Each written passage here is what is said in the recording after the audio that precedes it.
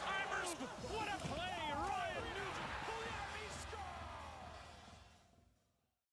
Well, it's been about 2 weeks since the Oilers season has concluded. Um, Listen, I know we're late to this, but you know, I wanted time to decompress, think about the loss, think about what I'm gonna say. And first things first, I wasn't even that upset. I mean, obviously, I was kind of sad because we were out um, pretty early, but I wasn't as depressed as I was for the last few years. Last year, albeit we got swept, we made it third round. And I don't think a lot of us were too upset. Um, we beat Calgary in 5, the Battle of Alberta. That was so fun. But, we had a 25% chance to win a cup. There's 4 teams left in the league, and we were one of them. 2021, that still emotionally scars me to this day. Getting swept by Winnipeg, playing 5 overtime periods. I mean, that was not fun. And Chicago, I don't even know what happened against Chicago, man. That was brutal. Then, and we missed the playoffs for 2 years, and then 2017 happened. Sure, round 2, game 7, that was fun for this young group, but we blew game 5. Don't need to remind you guys what game 5 was like. But yeah, this year was different. I didn't feel that down when we lost. I mean, like I said, credit to Vegas. Um, Aiden Hill was so good there. Shea Theodore, Petrangelo on the defense. Jack Eichel was a coming out party. Mark Stone. Marchessault always scores against us. I don't know why. He seems to hate us. It's been like this for years. But yeah, the Edmonton Oilers season is over after a 51 year, and it's at the hands of the Vegas Golden Knights. It's 6 games. I mean, at the time I'm recording this, Vegas is up 3-1 in their series against Dallas. Game 5 is actually today in 3 hours. Once again, that's as of this recording. Yeah. So, I'm just going to give you my thoughts. Like I said, it was a hell of a year. Obviously, didn't turn out the way we expected, but there's a lot of positives that we can bring out of it. First things first, Connor McDavid, freaking amazing. Leon Draisaitl has shown that he might be better than a guy like Austin Matthews and maybe even Nathan MacKinnon, because this guy just shows up when it comes to the playoffs. Evan Bouchard had a great year ever since Tyson Barrie was traded. It made the power play that much better. He was such a good fit with Mattias Ekholm.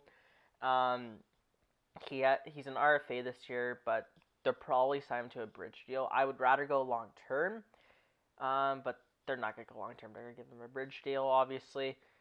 Zach Hyman, Nuge, and Kane. We needed more from them in the playoffs. I mean, Kane had his wrist sliced open during the regular season. I'm pretty sure he's playing through a rib injury, a thumb injury, and another lower body injury in the playoffs. So I think Kane gets an excuse because he was playing through so much that he deserves a pass. I think Zach Hyman had some knee discomfort or whatever. But still, you want more from him. 5 points isn't good enough. We needed more from Nuge, and it sucks to say because I love Nuge. My profile picture is literally Nuge. My Twitter handle is named after Nuge. He's my favorite player ever since I became a fan of this team back in 2012. Well, actually, technically 2013, because 2012 was the lockout year. So 2013 was when I first started watching Oiler hockey.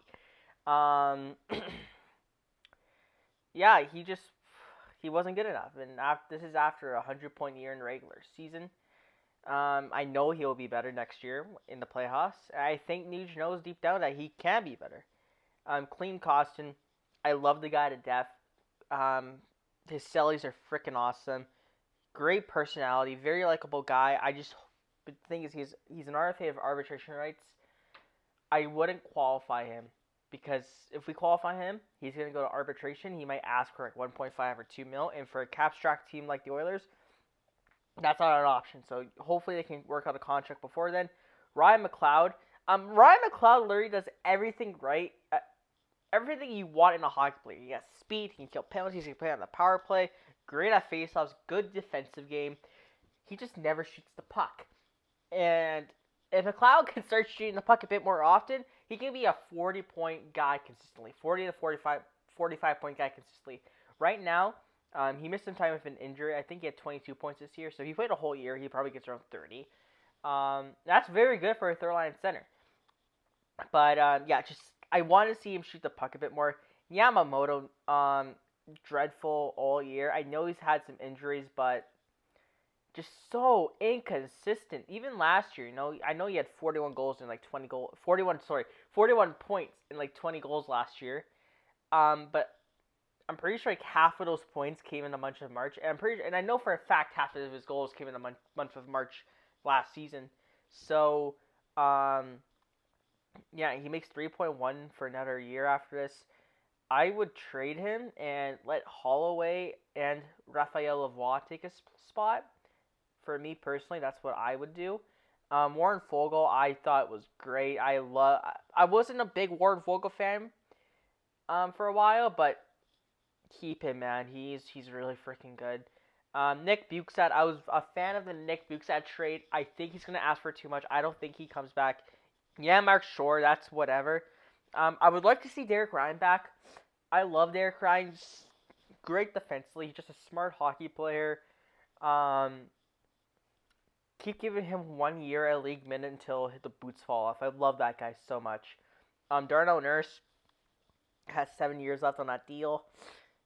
Nurse is what he is, right? He's not a legit top pair of defenseman, but he's a very, very good defenseman. He's probably worth $7 million, which means he's about $2 million overpaid, and $2 million that can go to any other spot on a team. To maybe shore up some top 6 scoring, but no, we know what Darnell Nurse is. And Matthias Ekholm was a great freaking trade. Reed Schaefer, probably, in my opinion, won't be more than a 4 for a third liner. And that's at best. Tyson Barrie. I love Barrie as the person, but I allowed Bouchard to get the power play time. I made the power play at a 50% clip during the playoffs. And then the first round pick. And who cares about first round picks, right? So what a trade for Matthias Ekholm. Brett Kulak, please keep Brett Kulak. He's a luxury, man. And on most teams, he's probably on their second pair. He's that good. Great playoffs. Please keep him. I love Brett Kulak. Cody Ceci, they need to upgrade the top pair right-hand D spot. And obviously that Ceci spot. And I think Ceci might actually have some value. Only 2 years left at $3.2 million. And he's a right shot D. And the league freaking loves right shot Ds. Ristolainen went for a first and a second. Hamnick got traded for a third round pick. Teams valued right shot Ds. And, it's not a bad contract. Like I said, 2 years left at $3 million. No, he can play on a team's second pair and a third pair. That's probably expensive for a third pair defenseman, but a team would give him something. I'd take like a 4 for a 5th for Cody Ceci. I think a team would too. Vinny Desharnais, obviously had his terrible moments. But there's also a lot I like about Vinny. He's going to be on a team next year. I think he's going to be the third pair defenseman. He'll keep getting better and better. I'm interested to see how he continues to do. The goaltending, obviously, Stuart Skinner, named Calder finalist. I think he should win it, by the way. And obviously the playoffs wasn't great. But I don't think you should judge Skinner and the Oilers goaltending off what we saw during the playoffs. You go for the larger sample size, the regular season. Skinner will continue to be better. He's still young. His new contract starts $2.6 million, which is a good deal. Jack Campbell will be better. I can for sure tell you that Jack Campbell will be better next season. Whether that means he's at an 895 better remains to be seen. But he will be better. He was good in the playoffs when coming into relief. The thing is, that's not the same thing as starting the game fresh, right? Jack Campbell bases his game off confidence, and when you're entering a game midway through, when your starter is pulled, there's no confidence because your team's already fucked, right? But yeah, I really hope Jack Campbell rebounds. I think he will. Maybe not to like a 910, but if he's around 900, you know what? I'll take it. That's basically the Oilers roster and how they did in the playoffs. As for what I like to see, No, Raphael Lavoie I think should come up next year. Dylan Holloway should get regular minutes. Like I said, you probably want to fill out the right hand D spot. Probably trade away Yao to make some cap room to sign a middle six wing free agency. Maybe someone like Connor Brown to like a 1 year deal, to a bonus deal, like a 1 year, $1 million deal. Add some bonuses on there. Um, Maybe go after Max Pacioretty, but I don't think that's gonna work. Also, his Achilles is like pretty bad. Um, but yeah, this team is close. This team is close. I mean, Connor has 3 years left. Drysdale has 2 years left. I think I still re-sign. I'm not worried about that. But they just gotta tinker around the edges. Tinker around the edges, add some more quality pieces, and I think they're there. As for my targets to replace CC, I feel like they're gonna go after Damon Severson, and Severson is better than CC. He's way better than CC, but I don't know if he's the perfect partner for Nurse because he has a lot of Nurse-like tendencies in his game. So maybe you want to go Nurse Bouchard and Ekholm Severson, but Ekholm Bouchard were so good together. I don't know why you would split that up. So there's a lot of questions going into next season. I think they'll be a 50-win team again. I think they'll win the West. Like, they're 2 points away from winning the Western Conference this year. And that's when they went 14 0-1 or 14-1-1 in their last 16, 15 games. And they missed out by 2 points. So if they can just start the season on time, which they tend not to do, they'll win the West and the Pacific. And they should be favorites to come out of the West next year because Vegas is going to get worse. They're going to be cap strapped. Colorado's going to get worse. LA might get better. But no, like the Oilers are going to be the best team in the West next year. And next year might be the cup year. Who knows? This core should win a cup. And if they don't, I'm going to cry. But, yeah, just crazy season, I don't know what else to say. Before I end off, I got a couple friends to help chime in on this video. Zach Wheel, Dennis Lee, Dennis and Zach from the SDPN Game Over Edmonton. I've been on their shows a lot of times. 2 great hosts, 2 great guys. Please check out their Twitter accounts. I'll put it in the video when they're speaking. But yeah, this was the first oil spill since literally I think last February, February 2022. So it's been a while. I don't expect a lot of more oil spills, maybe on the rare occasion, but no, I feel like I just want to talk about the Oilers in their season, and that's what I did. Hi, I'm Zach, and I'm the host of Game Over Edmonton, and Shaden asked me to record a little video talking about my thoughts on the Oilers season this year, kind of what happened, and how I feel going forward. Man, what a year. What an unbelievable year. Probably one of my favorite years watching the Oilers in general. I've been watching since 2013, and I cannot say that I've had more fun. Now, part of it is doing the Game Over shows and whatnot, and the opportunity that I got with SDPN. Like, that was phenomenal, obviously. But the way it started, the way it went down, the Edmonton Oilers came out of the gate. They went 7-3. I thought this team was on their way to a President's Trophy. I did not see the Boston Bruins going supernova, beating all those records, whatever. But I was prepared for a very fun season. I thought it was going to be no adversity all the way up. And then the Edmonton Oilers go 3-7 right after they go 7-3, and all of a sudden the world was ending. Everything sucked. I thought they were going to miss the playoffs at one point, kind of out of November, because I believe they were sitting outside of a playoff spot on American Thanksgiving. So it was such a turbulent season. I believe halfway through the season they were 3 games above 500. We had the Evander Kane injury that happened a little bit before that. That was devastating, where his wrist got sliced. The Oilers were kind of getting beat up and down. Ryan McLeod missed some time. Kyler Yamamoto was in and out of the lineup with injuries, and he never really looked the same for the entire year. But then I remember for myself, the low point of the season was a loss to the Anaheim Ducks at home on a Saturday matinee game. I had to do the broadcast. I've never been more devastated. I believe they were sitting outside of a playoff spot at that point. They looked pathetic. They had the 2 best players in the world, and all we were hearing was Los Angeles Angels to Anaheim comparisons. I was so mad. I just remember physically, I was able to feel the anger when I turned on the broadcast that day. I've never been more angry watching the Oilers. And then a couple days after that, they lose that game. It was like 8-4 or something to Los Angeles Kings. The power play goes like 0 for 7. The Kings go like 4 for 6 on the power play. They absolutely smoke the Oilers. And then the season flipped. It was unbelievable. The Oilers went on and they finished from that day, that January 11th, I believe. They finished with the best record in the NHL, better than the Boston Bruins, who finished with the number one points percentage and most wins ever in NHL history. The Oilers were the better team for the last 4 months of the season. That's unbelievable. I've never seen an Oilers team that was rolling like that.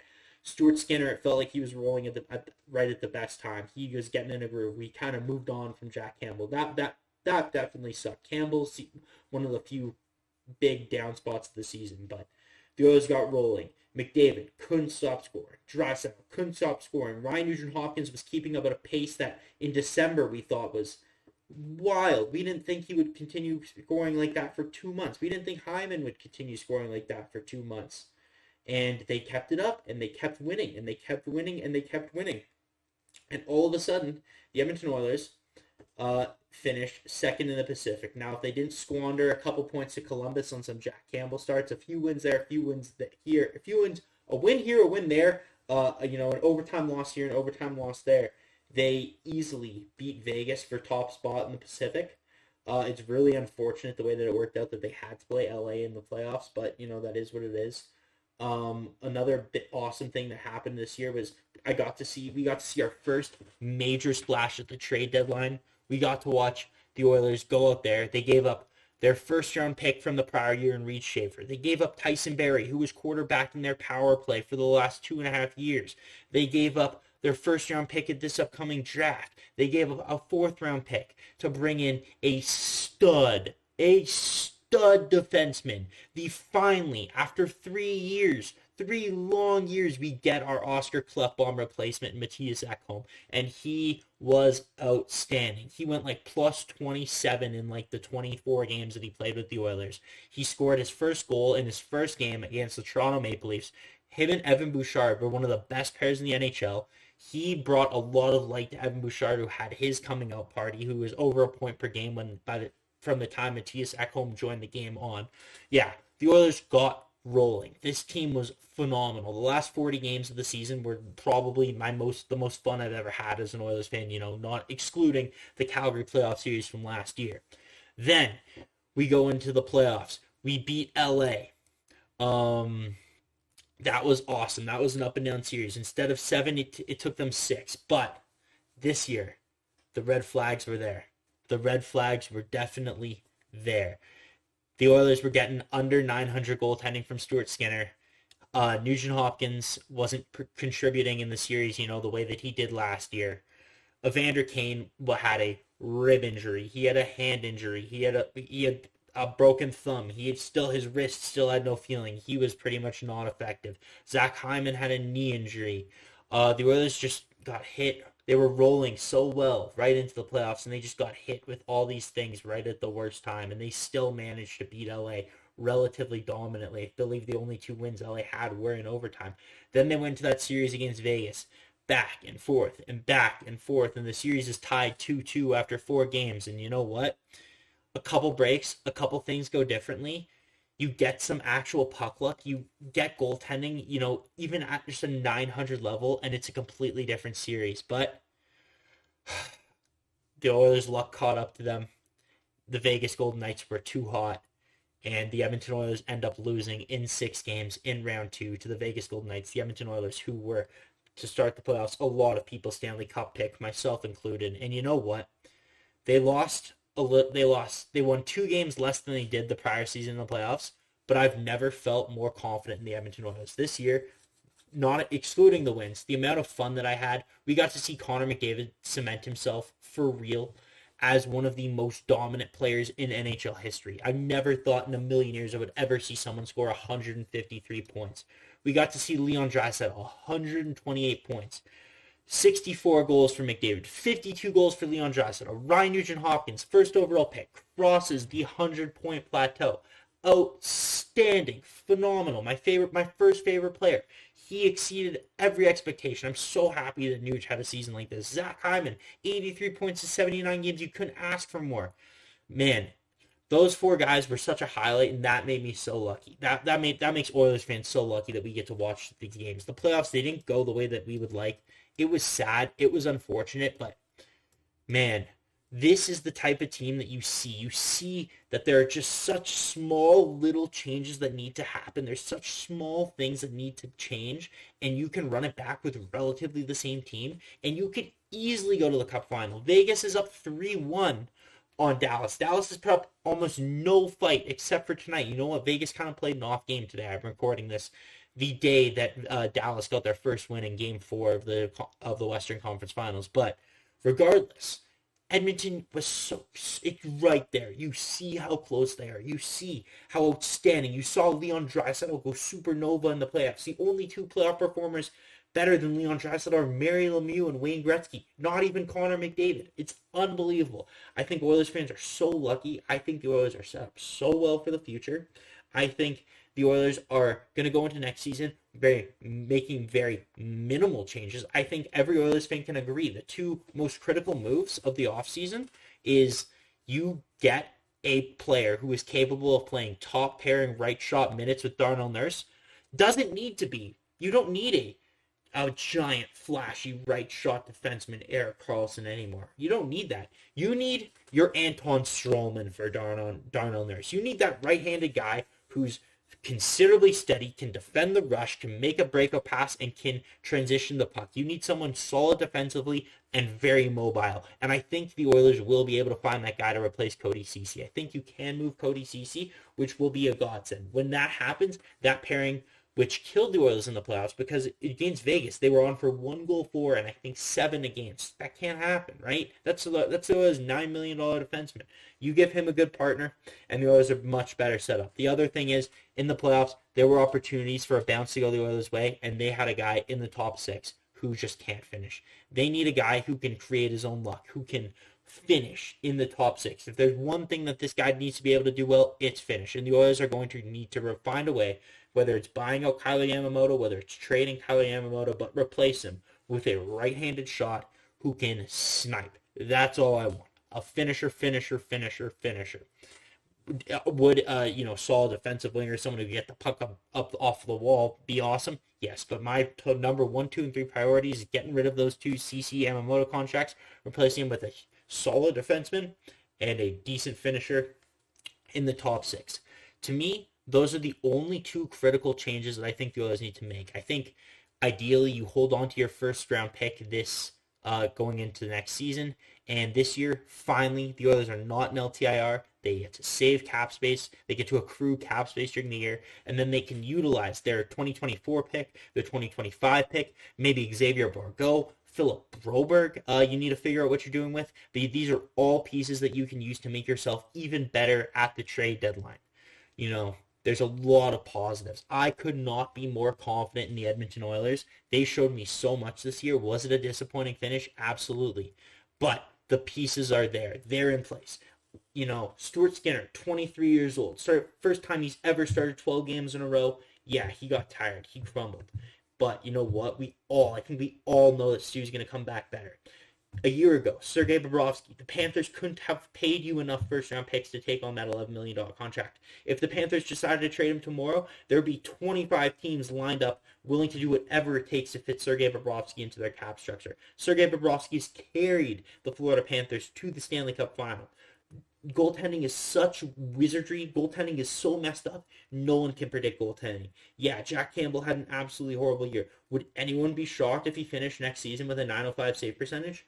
I sure wouldn't. You can never know what's going to happen. You look at the ups and downs of every goalie. Jacob Markstrom, you never know. He's phenomenal one year, Vezina candidate, garbage the next. We'll have to wait and see. We have to hope. Maybe worst case scenario at the trade deadline where we're looking for a goalie, but I really hope that's not the case. Other than that, I think you run it back and you work on your systems. Jay Woodcroft has to evaluate and improve on his deficiencies, his shortcomings in the playoffs, the lack of adjustments that he made. get better, and he will, because he's young. He's going to grow up just like Stu. But overall, could not be more confident. Thanks again, Shaden, for asking me to do this. If you need anything else, let me know. But those are my thoughts. Hey Shaden, it's Dennis from the SDPN's Game Over Edmonton. First, I wanted to thank you for appearing on our show throughout the season and in the postseason. Obviously, it was not the way we wanted it to end, but it was always fun chatting with you and with chat after every single game. Sometimes emotions ran hot, sometimes it was a downer, sometimes we were just celebrating and vibing, but it was always a fun time with you guys. And second off, I wanted to thank you for putting this together. After a little bit of time, I think Oilers fans have finally come to a little bit of a detox on the Oilers season that was. Looking at round 2 exit was clearly not where we wanted to go, but anything can happen in the playoffs. We're recording this during the 3rd round, and it looks like it might be a double sweep. Things are nutty in the NHL, but let's get back to the Oilers. If we looked back at the season that was, it's hard not to be happy with some of it. You know, at its core, you got a 50-win season, and I mean, that's really good if you're able to string together 50-win seasons back to back. You had some amazing talent in McDavid, Draisaitl, and Nugent Hopkins, you know, each getting 100 points in the regular season. The Ekholm edition was just an absolute masterclass by Ken Holland. 4% will never die. I think that cost savings that allowed them to get Bjugstad, that was an amazing thing for the GM. It's hard not to be happy. Obviously, Stuart Skinner had an amazing season-saving performance in the regular season, right? Going from the minors to a backup position, and then stepping up when it was needed when Jack Campbell had a real rough start, and becoming the bona fide number 1 going to the All-Star game. You know, a homegrown talent like Stuart Skinner in a city like Edmonton, which had historically so many problems with goaltenders. Those are all amazing storylines. It does all kind of wash away when you look at the playoffs and the lack of results there in the second round. Obviously, Vegas is a dynamic, incredible team. We're seeing what they can do right now in the 3rd round of the playoffs, pushing Dallas to the absolute brink. Dallas just doesn't seem to have any answer for this team, and who knows? They could be the eventual Stanley Cup winners. Edmonton could fall to another Stanley Cup winner 2 years in a row.